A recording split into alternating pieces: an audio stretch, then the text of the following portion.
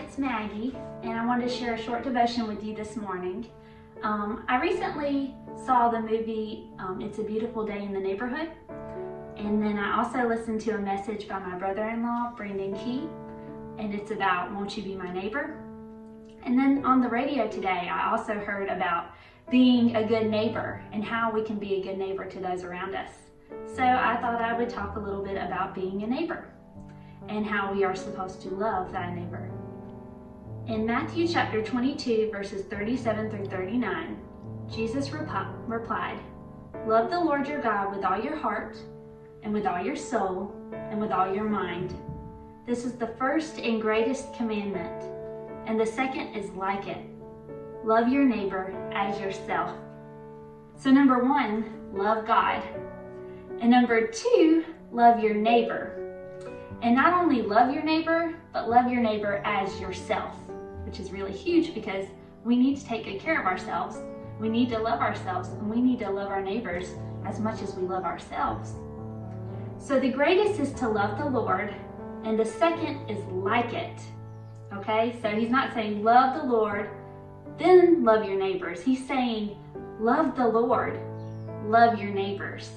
Love God is equal to loving your neighbor. When you love your neighbor, you love God. When you love God, you love your neighbor.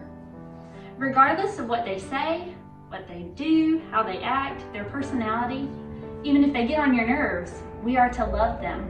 We are to always choose love. And how do we love them? Well, we must be gracious to them.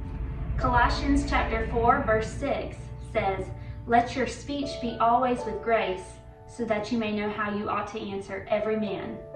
And 1 Peter 4:10 says, "Be good stewards," or manage well, the grace of God. Grace is giving people what they don't deserve. God has given us, his children, everything we don't deserve. We too are called to give to others, to extend to them grace, even if and when we think they don't deserve it. Christ was the ultimate model of grace. The grace he demonstrated was and is life-changing. Everyone Christ came into contact with was better than before.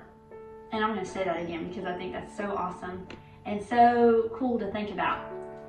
Everyone that Christ came into contact with was better than before. That's true today because I'm so much better than I was before I knew Jesus. And I don't really know a whole lot of my life before Jesus because I accepted him into my heart at an early age. But I know that each day as I get closer to him, I am becoming better. And that's where I want to be. I want to be as close to him as I possibly can be. So love your neighbor. Be loving, be gracious, be peaceable.